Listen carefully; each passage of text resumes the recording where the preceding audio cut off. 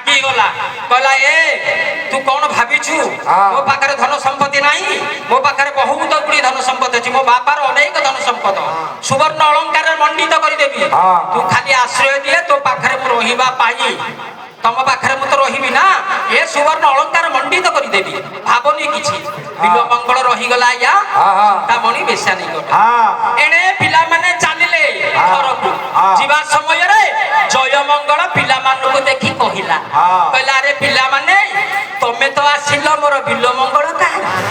ପିଲାମାନେ କହିଲେ ଆରେ ତମ ବିଲମଙ୍ଗଳ ତମ ବିଲ ଗୋଟିଏ ବେଶ୍ୟା ଶକ୍ତ ପଡିଯାଇଛି ବେଶ୍ୟା ସଙ୍ଗରେ ରହିଗଲା।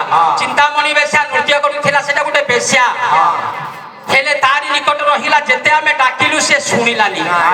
ଜୟମଙ୍ଗଳ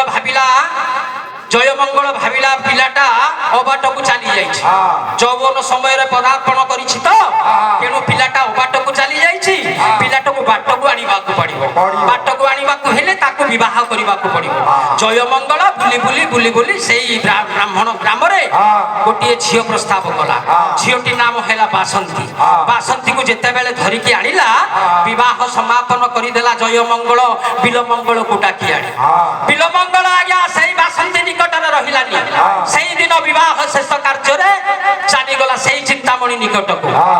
ସେଦିନ ଆଜ୍ଞା ବିଲମଙ୍ଗଳର ବିବାହ ଆଜ୍ଞା 4 ଦିନ ଚତୁର୍ଥ ରାତି ବାସନ୍ତୀ ସୁବର୍ଣ୍ଣ ପଲଙ୍କରେ ଗଜଦନ୍ତ ପଲଙ୍କରେ ବସିଛି ଭାବୁଛି ମୋର ଆଜି ହେଉଛି ଚତୁର୍ଥ ରାତି ପୁରୁଷ ସହିତ ମୋର ମିଳନ ହେବ ଅନେକ ଦିନ ହେଲା ଆଜି ଯୋଉ ଜୀବନ କଟାଇ ନଥିଲି ଆଜି ଜୀବନ ତାରି ସହିତ ମୋର କଟାଇବାକୁ ପଡିବ ନାଇଁ ତେଣୁ ବାସନ୍ତୀ ମନରେ ସୁବର୍ଣ୍ଣ ଇଏ କୁଳଦୀପଟି ଜଳୁଛି ଗଜଦନ୍ତ ପଲଙ୍କରେ ବାସନ୍ତୀ ବସିଛି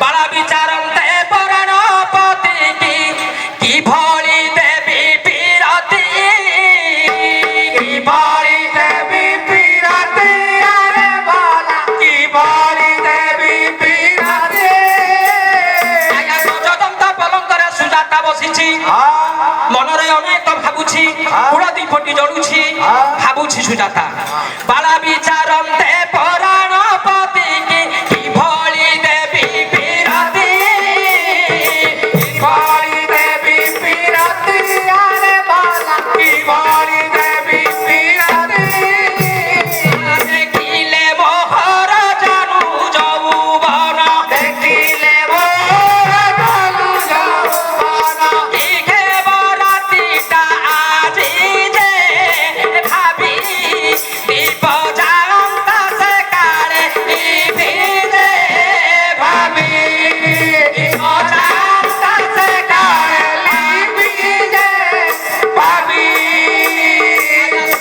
ମନରେ ଚିନ୍ତା କରୁଛି ଆଜି ପୁରୀ ଅନେକ ଭାଇ ବନ୍ଧୁ ସହୋଦର ସମସ୍ତଙ୍କୁ ଛାଡ଼ି କୁଟୁମ୍ବକୁ ଛାଡ଼ି ଆଜି ପରପୁରୁଷ ସହିତ ମୋର ମିଳନ ହେବ।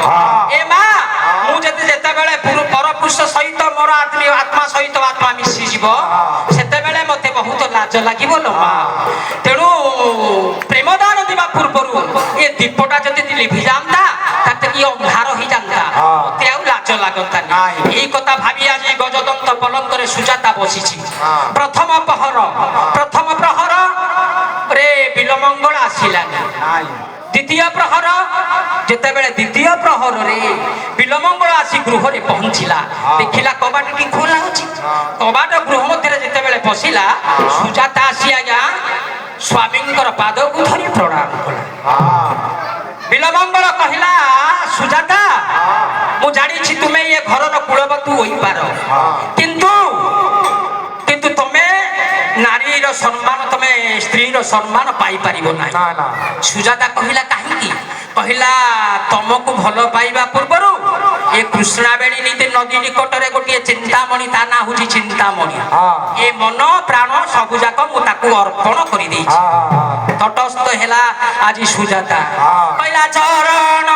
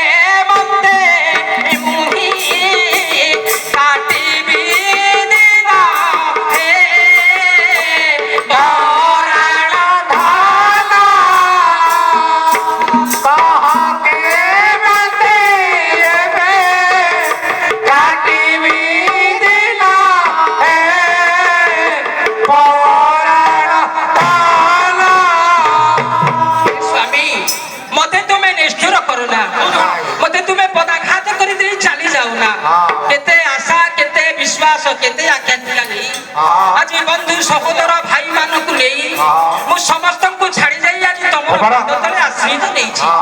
যদি তুমি মতে নিরাশ করিব মতে যদি আশ্রয় দেবনি তাহলে এ জীবন মু রখিবি কেমিতি?